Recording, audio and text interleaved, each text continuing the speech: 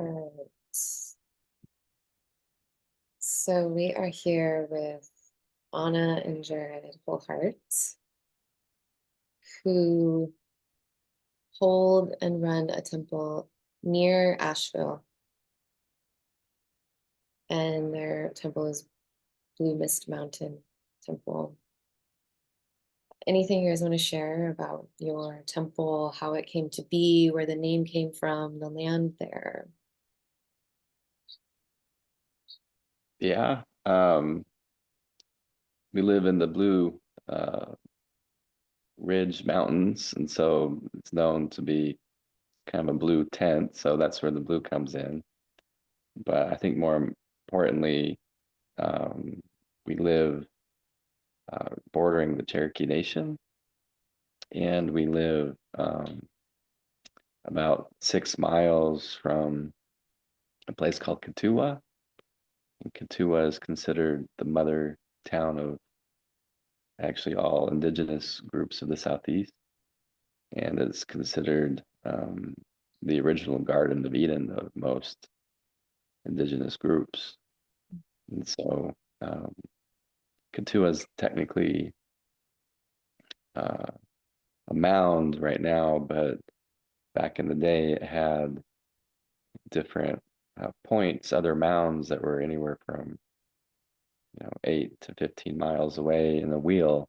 So Katua was in the middle, and you had these points around, and so everything within that wheel was considered sacred ground, and our temples within that wheel.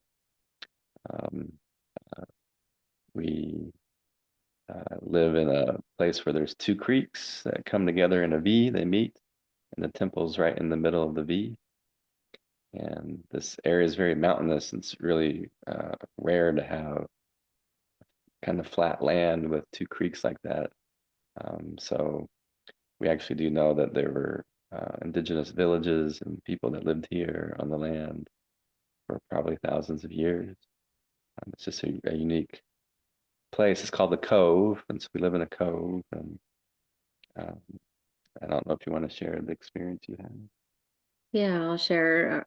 This is our family home, and we've lived here for about 3 years, and I guess I would say, about a year and a half in. Um, we've been familiar with the temple work and with soul work and with um this whole awakening process for a number of years, and we had talked about a whole, we've held temples before, just never really on our land, or never really like in a very consistent way. Um, and we had been talking about it, and I was just kind of like, no, not ready, no. And then one night I, was woken up in the middle of the night, and communing with my angels, my guides, with spirit, and felt like I had an encounter, a visitation with one of the guardians of this land here. And this is not something I see with my physical eyes, but something I see with my spirit eyes, and feelings that I get in my heart, and knowings that I get from, just a knowing that comes in, or a feeling, and having sight come in with my third eye. And she the land guardian asked for a temple, in my opinion, asked for a temple on this site, and asked for joy to come back uh, to the land. And saying there had been a lot of soul work in this area for years and years, and like the sacred sites that are here that Jared mentioned. um this is really sacred land. It's so abundant. Anything can grow here. And we have this flock of wild turkeys that are on our land, and wild turkeys, are generally representative of abundance. And so it's a very, very blessed land, we feel. And it was time to bring more blessings back to the land, and more joy through the temple work. And so I came to Jared the next morning, and I said, "Okay, it's time." And he was very surprised, because I had been like, "No, no, no, it's not time." So yeah, in October of 2023, we had our first temple that we opened here, and just this last weekend we celebrated our 1 year, and we've been holding temple almost every month for that year, and have seen this community grow. We've seen a field, a group field, a soul field starting to emerge, a field of support and witnessing each other, a field of getting to be messy with each other, getting to have our breakdowns and our breakthroughs um, with each other. And it's been supportive and yeah, all the things. And it really became very important as we were going through this storm that happened 2 weeks ago. That field just came right together. Mhm. It came right together, and had more people join in that support. It became a place of getting to be able to turn to, I think, with trust for people around here. They could trust what we were doing and what we were holding. And the people coming in had trust for each other. It wasn't our doing. We just we started the thread and we responded to messages, but it was just this whole field of people coming together. It was really supportive and sweet. Yeah, I mean, specifically, we created a WhatsApp thread based in our temple. We just kind of invited people from our temple that have attended, but it's grown to, I'd say, it's probably one of 3 major threads in all of Asheville that is used to organize rescue missions, to organize assistance, relief, and it's taken on a life of its own. We don't manage it. Um, it just has become what it is. And, sitting right here while we're on this video, I'm noticing there's messages of who knows about water testing kits, and someone over here saying, yeah, I tested my water, we're good over here in this community, what's going on over here? It's happening all day long. And our temple home has become a hub. We have um, a bunch of supplies that people drop off and we can bring to people. And obviously, we're just one of many in that way. There's lots of donations, but to me, it becomes a real literal and symbolic, once again, eye of the storm type of energy that's being provided. And we held temple just 2 or 3 days ago, and we thought about canceling it because so many people are still without power and water and all the things. But this was our largest temple ever. We had so many people want to attend. We had to turn people away. We actually allowed more people than we usually have capacity for. And it was this idea, this feeling that people during crisis wanted to gather temple. Is getting emotional about it, but um, yeah, I think it's this recognition that uh, the first couple of days after the storm, there was actually a lot of anger and rage and violence and aggression, and that can happen. It's understandable. Humans in survival mode, and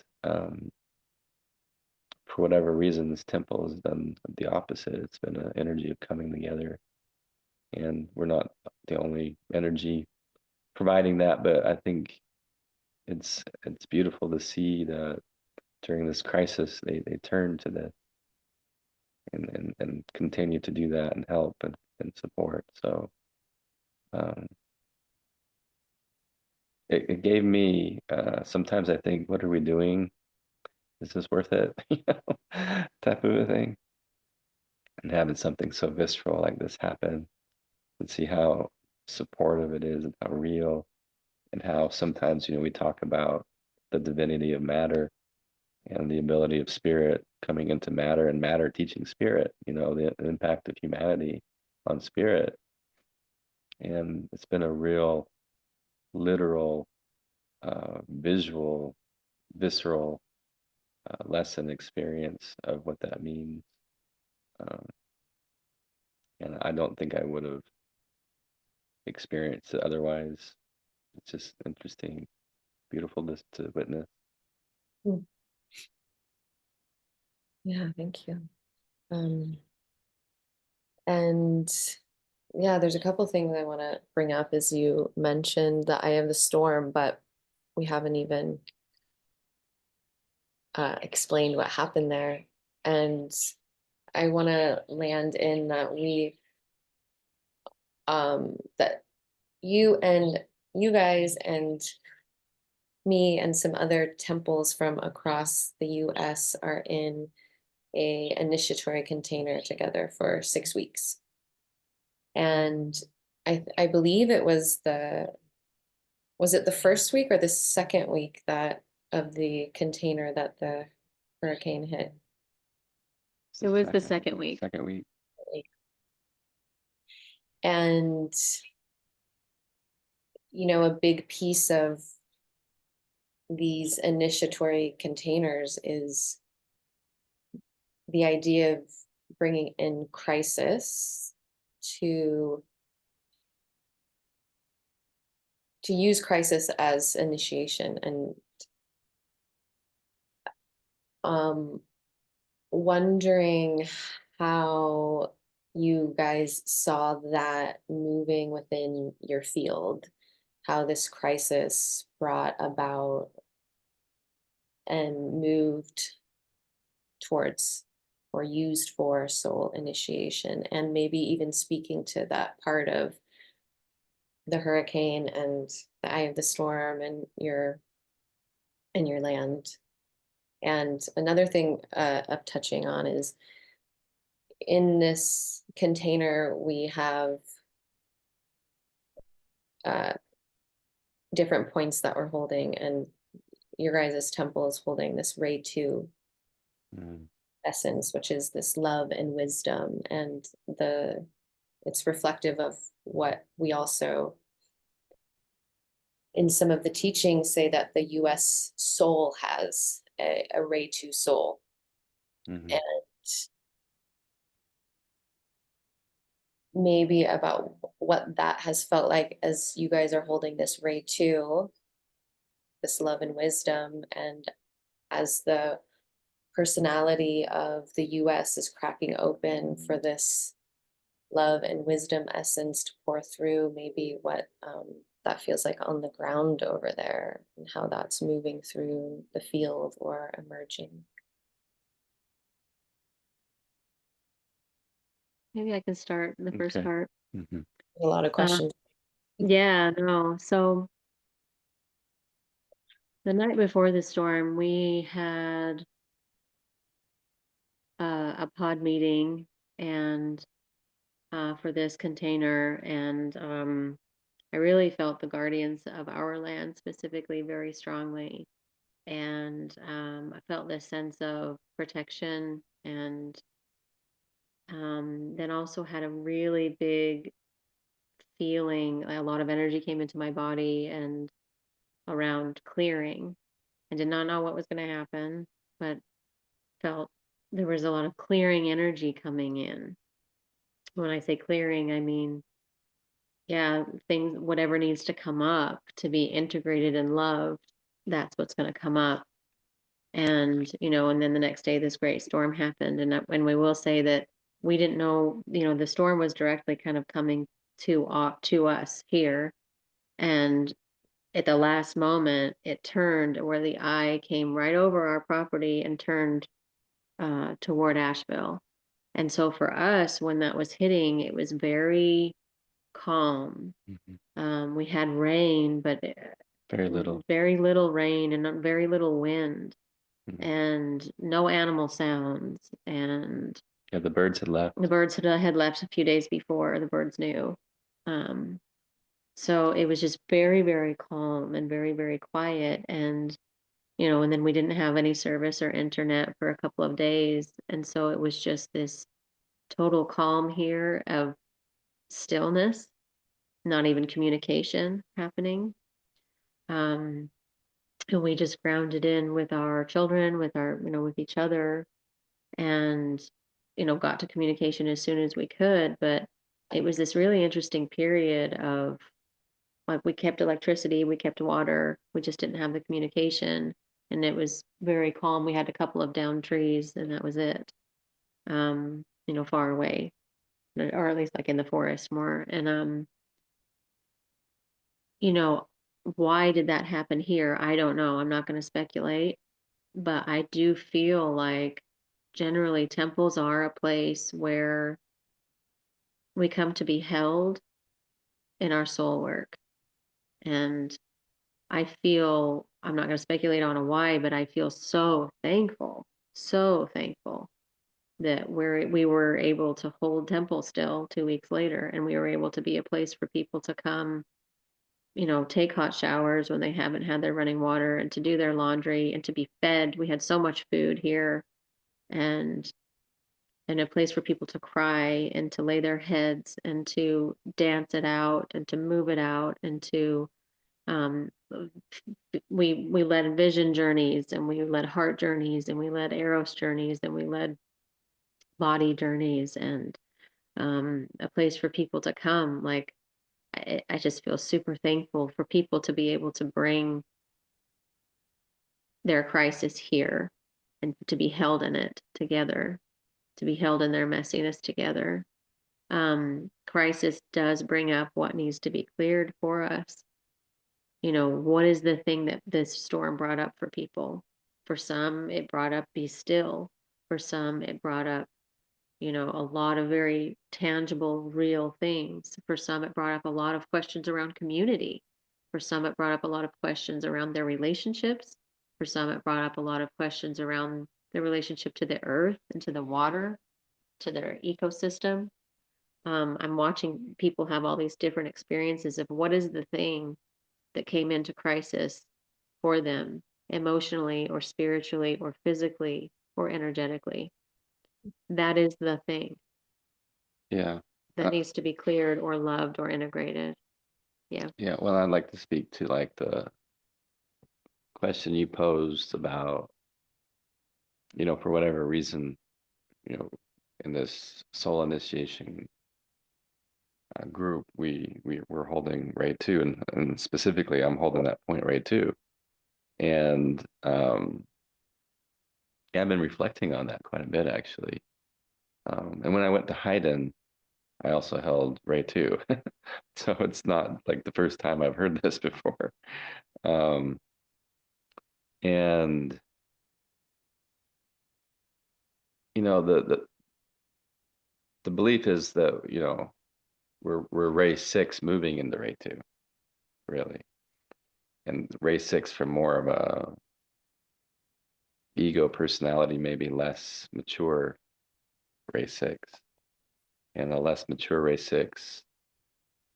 Most people, if you follow rayology and all this type of thing, have an emotional Ray 6. Um, I talked to Bruce about this one, and he said, yeah, almost all humans on the planet have emotional Ray 6. And if you look at our emotional Ray 6, it goes even beyond the United States. It goes, humanity itself, one of the beliefs is that the reason Earth was created and that souls come here is to learn how to work through their solar plexus or their emotional centers as a way to marry sun and moon, as a way for spirit and body to work together, because emotions, include both.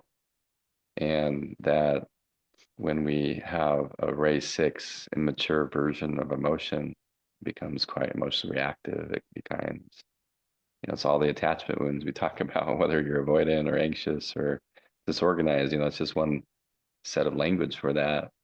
To move into Ray 2 on an emotional level, or as a planet, or as a US soul, it's actually a really big deal. It's actually really challenging. And to me, the fact that we're doing this container and that we're holding Ray 2 in this hurricane with up to 40, 50-foot walls of water rush through entire towns. I mean, just imagine what that's like. That's a 4 or 5 story building of water, like like a tidal wave, like a tsunami in the middle of the mountain. Like you just don't, that's unheard of. They say it's a storm, it's a 50,000 year storm, meaning these type of storm happens every 50,000 years. And there's something to be said about the amount of water, which oftentimes associated with emotion, the amount of grief and death and loss. I mean, I don't want to go into too much detail, but the amount of death being reported is probably 1% of what it's going to be in the end. It's massive, massive, massive loss, massive death. And they don't list someone as dead in the news unless they're identified. Um, most of these bodies can't be identified yet, at least.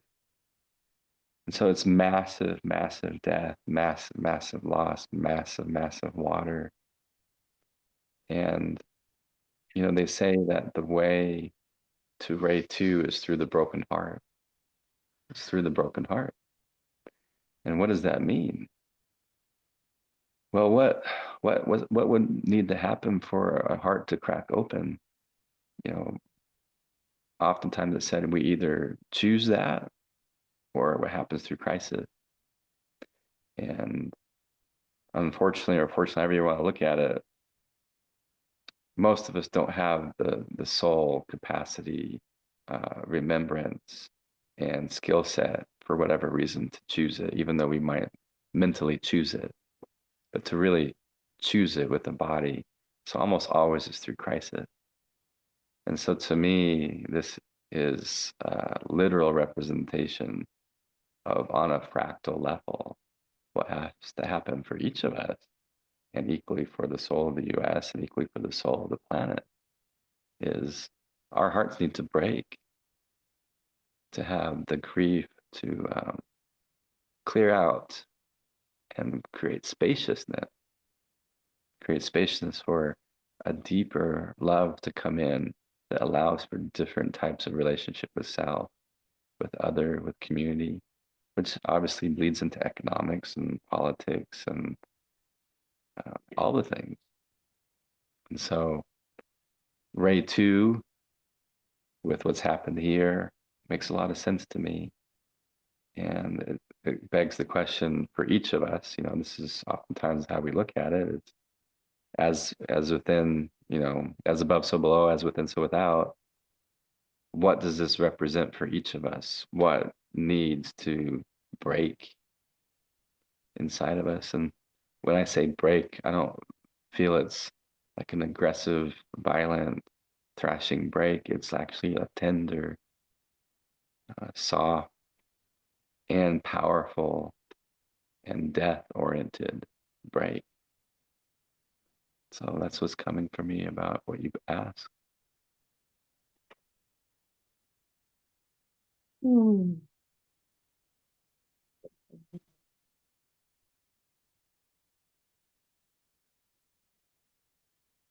Mm. And this is coming up for me too, just to say, when I first moved here, I had heart failure. And so I died in the hospital here in Asheville, in the middle of Asheville, where the storm hit. It was a slow death. And I've shared this with some people. I won't go into detail, but there's a point where I felt I could choose to live or die, type of a thing. Like basically, your heart's below 10%, that's unrecoverable, get ready to go, type of thing. And I didn't choose to live or to die. I said, whatever happens, happens. I let go of even me making the choice. And that was actually when I felt massive amounts of peace, similar to the eye of the storm. This comes through my body. And it's never left me. It's always there deep, deep down.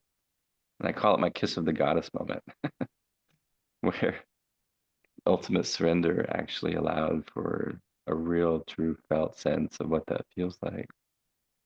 And in some way that feels also related. Just wanted to share. Mm. Thank you. Oh, yeah, everything you guys have shared resonates so deeply and deeply felt.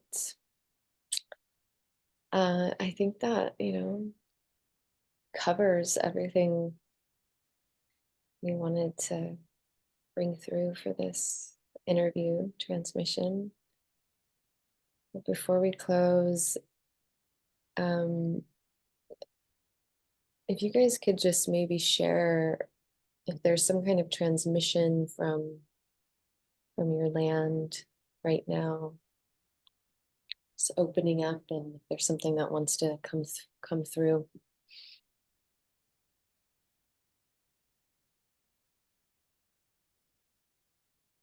You can go first. Mm-hmm.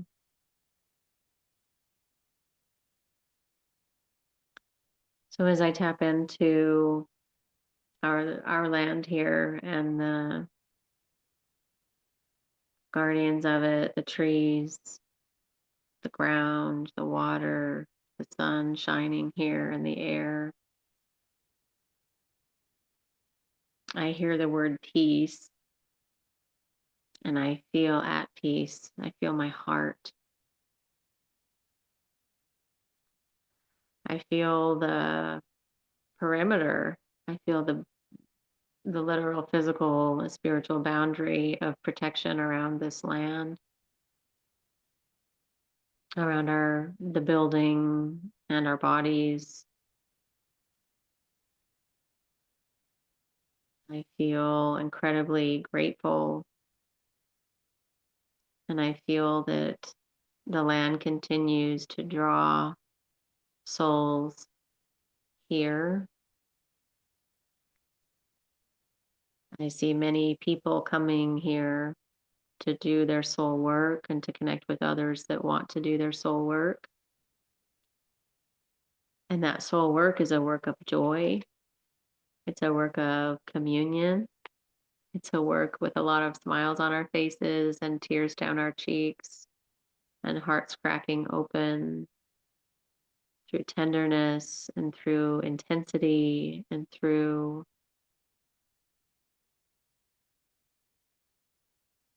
togetherness, understanding togetherness and individuality.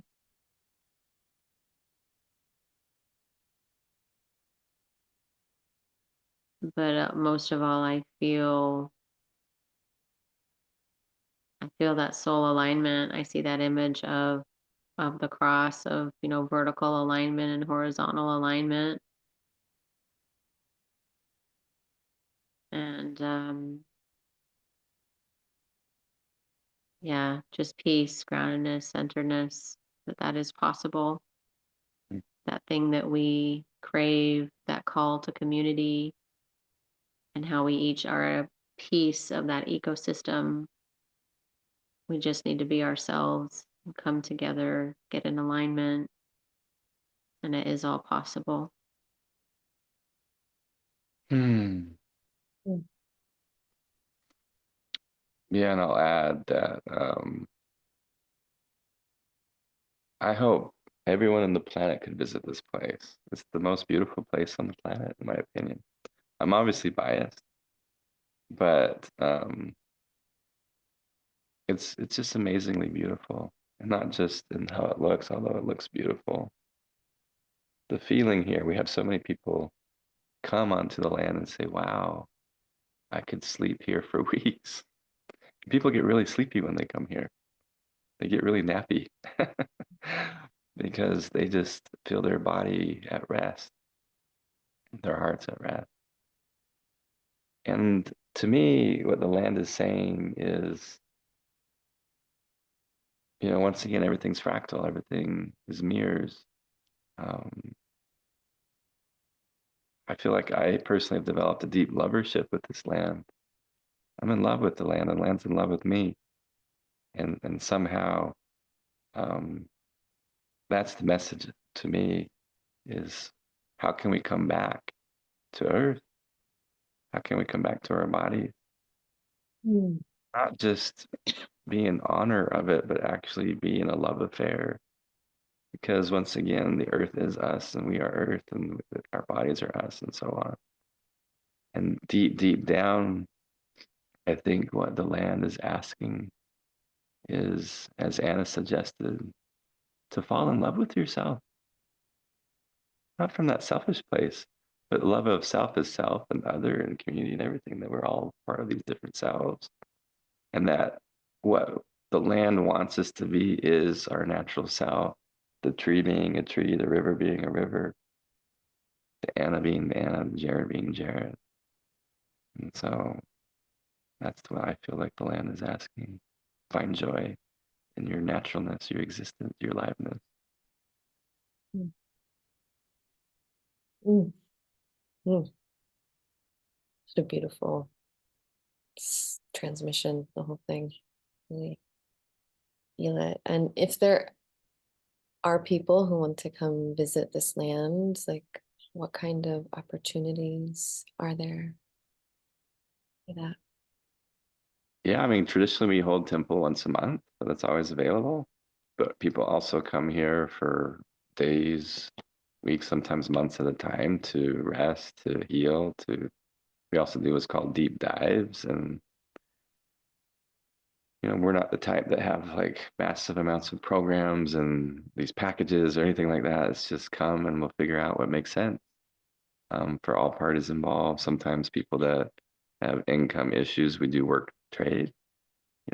We had a gentleman stay last month and he helped us with their deck and their home, doing carpentry and things. And we figure things out, whatever is needed to help support one another. But the idea is whether you want to come individually or as a couple or as part of temple, it's available to come. And we do have a private group on Facebook, Buddhist Mountain and Mystery School. That's typically where we announce things, but we're not shouting out really loud to the world. People tend to find us that need to find us. But people are welcome if you feel drawn.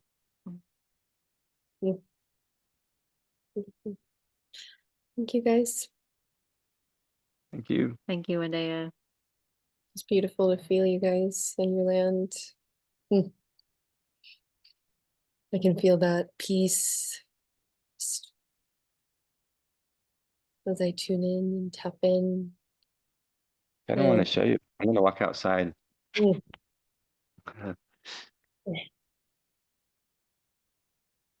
Oh, the turkeys are out.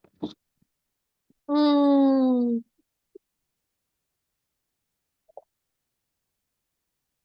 Mm,